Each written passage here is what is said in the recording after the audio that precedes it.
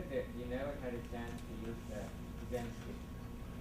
Um, People who are following or who are about to follow the spiritual path, where do they fail? This is a wonderful question. The surrender is 3 level. Surrender is of 3 level. Surrender of intellect means trusting the master more than your intellect. Surrender of emotions, trusting the master more than your emotions. Surrender of senses, trusting the master more than your senses. 3 levels. When the relationship is totally mature, deeply mature, the 3rd level starts happening. Usually people go till the end of surrendering intellect, because the intellect gives you so much of torture and it gives you so much of trouble, so much of problems and doubt, mood swings and all these things. It is very easy to surrender. You just wanted to get rid. It is very, you see, you just wanted to get rid of that. It is very easy to surrender your wife because you just wanted to get rid of her. It is very easy to surrender the things which you don't want. You just, all you want to do is just you want to get rid of it. And it is very easy to get rid of things which bites you, which is haunting you. You can just surrender it. Oh master, please take it away. You can just surrender it. But when it comes to the deeper levels, trusting the master beyond your emotions, that is where half of the crowd fails. I can say 80% fails. The other 20% fails when you are supposed to trust the master beyond your senses. That's a beautiful story. Arjuna and Krishna both are traveling. Suddenly Krishna says, "Arey Arjuna, look at there, white crows." Arjuna says, "Yes, yes, master, beautiful white crows." And again Krishna says, "Fool, don't you see? It's a black crow. It's not white." Arjuna says, "Yes, yes, master, it's black, not white." Krishna asks, "Fool, what happened to you? When I say white, you say white. When I say black, you say black. What is happening? Don't you have intelligence?" Arjuna says, "Krishna, I don't know. When you said white, I really saw white. When you said black, I really saw black. I don't know what is happening to me. But when you said white, I saw it as white." Means trusting the master beyond your senses, much more than your senses. This happens only when a deep, intimate relationship happens. See, trusting the master beyond your intellect is very easy. First thing, your intellect gives you such a lot of trouble. You wanted to get rid of it. Second thing, the master's intellect is naturally sharp. You can straight away see it.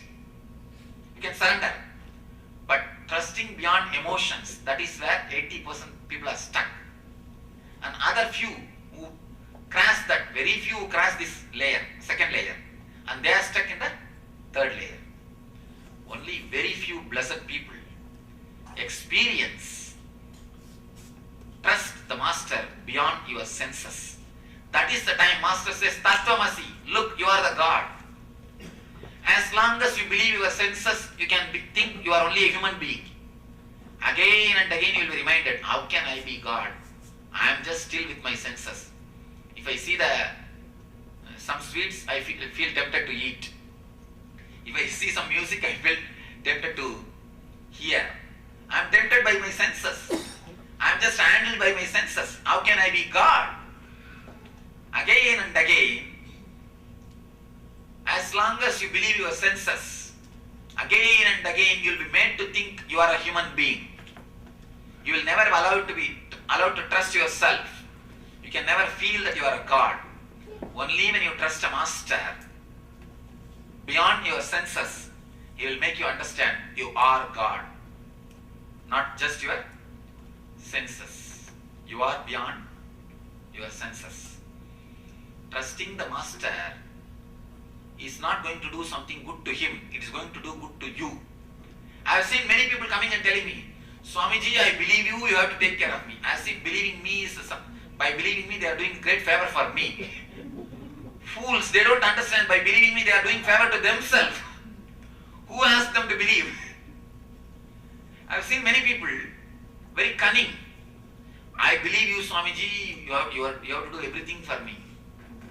They talk as if they are doing a great favor to me by believing me.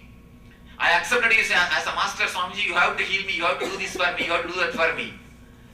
As if they are doing a big favor for me by accepting me as a master. I have only one more headache or one more trouble. And it's a nice way. People don't understand. When you fall, when you have the faith towards me, when you start believing in me, you do favor to yourself, not to me. If somebody believes the master beyond the emotions and beyond the senses, does it mean that person has expected to become master? He will not expect. As long as he is expecting, be very clear, he is not surrendered. He has not surrendered even intellectual level. Even at the intellectual level, you will stop asking. As long as you are asking, be very clear, you have not even done intellectual level surrender. Even the first level surrender never happened. We always believe Master has got the Shakti to give what he wants. But we never believe he has got the Buddhi also when to give. As long as, you see, we believe he has got Shakti, but we don't believe he has got Buddhi to give when he wants. We go on reminding or pestering, why do you think? Why do you think we again and again put application? We believe he has got Shakti, but we don't believe he has got Buddhi. No, we know that we can give, but the only thing we don't know whether you have Buddhi to give or when to give or not. Please give now itself. So be very clear. As long as you are asking, you are not even touched the first level surrender. Yes. How does the Maya affect this relationship? See, Maya is just the way to blame somebody else, that's all. Whenever you do some mistake, you see, whenever some mistake happens, always you blame the other person. If nobody is around, neither your wife, nor your husband, nor your child, nobody is around you to blame, then you start blaming the God.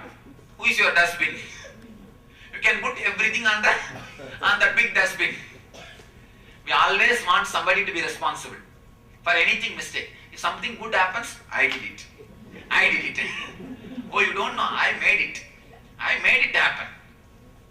And I did this, I did that, even if you get lottery, you think you are responsible for it.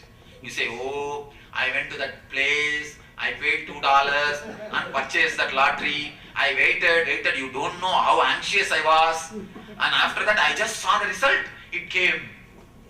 And you say as if you have done a big thing and you got that. Even if lottery comes, you think you are responsible. But with wrong things, even if you have done it directly, what do you say? Oh, this has happened and that has happened. Stone hit me. Stone can never come and hit you. It is you went and hit the stone. See even the expressions. Stone hit me. It is you who go and do. Finally, what you say? Stone hit me. And anything happens which you don't like, you just put the blame on somebody. When you don't find anybody, you put the blame on God.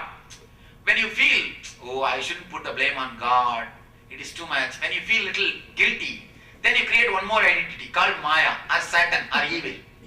So that all the dustbin can be, all the blames can be put on that Maya. Please be very clear. Neither Maya exists, nor somewhere else God exists. God exists in you. It is you who is responsible for everything. As long as you postpone your responsibility, you can play this game, nice game. See, Adam and Eve, they eat the fruit and they say, Satan tempted them. Evil tempted them. Who came there to tempt them? There was nobody, only these two guys were there.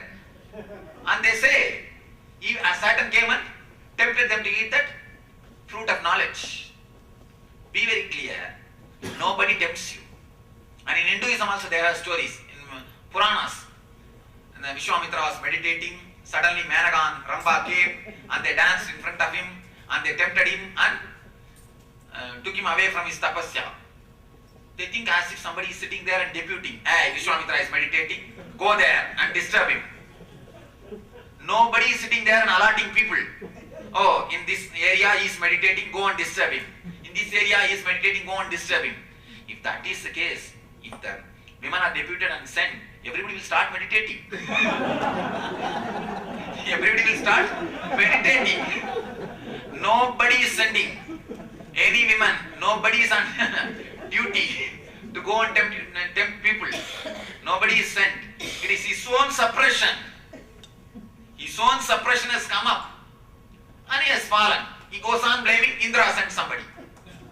Indra has sent somebody, or Varuna has sent somebody, Ramba has been sent, Urvasi has been sent, and Menaka has been sent. No. No Ramba, no Menaka, no Urvasi. Nobody is sent. It is we who are responsible. Simply we are responsible. Huh? And we go on blaming Maya. Maya, Maya, Maya, nothing. Understand this word, Sanskrit word Maya. Yama cha iti Maya means which is not there, but which you think it is there is Maya.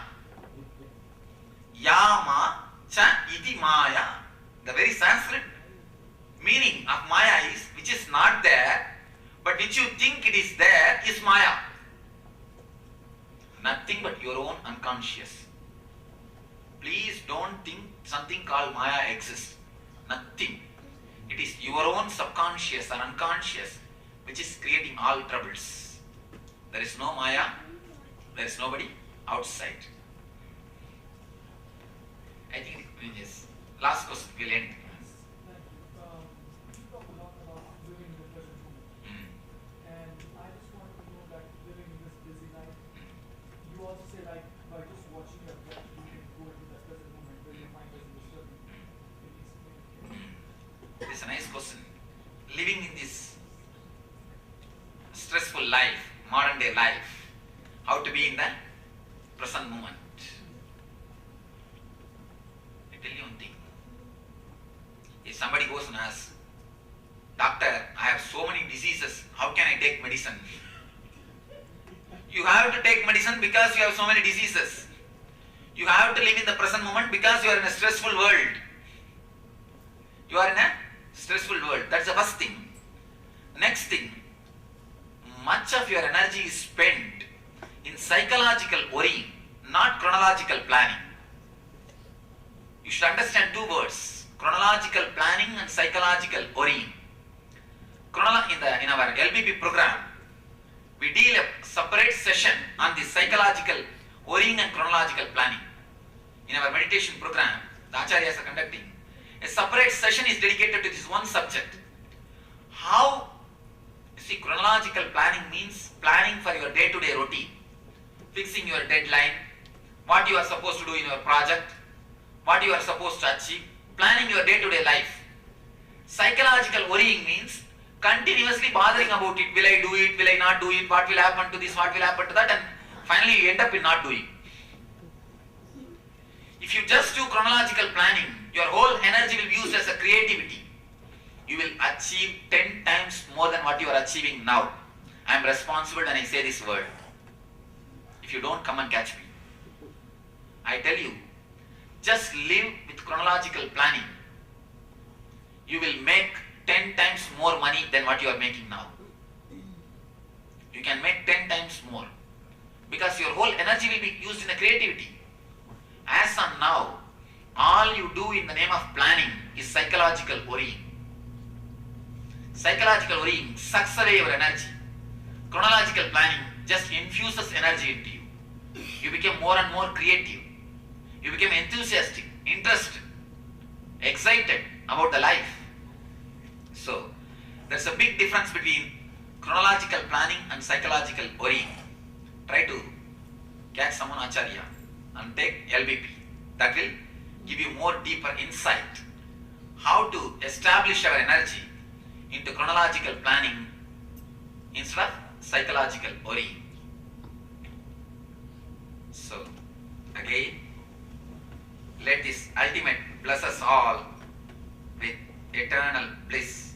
Let you be one with eternal bliss. Let us experience eternal bliss, Nityananda. Thank you.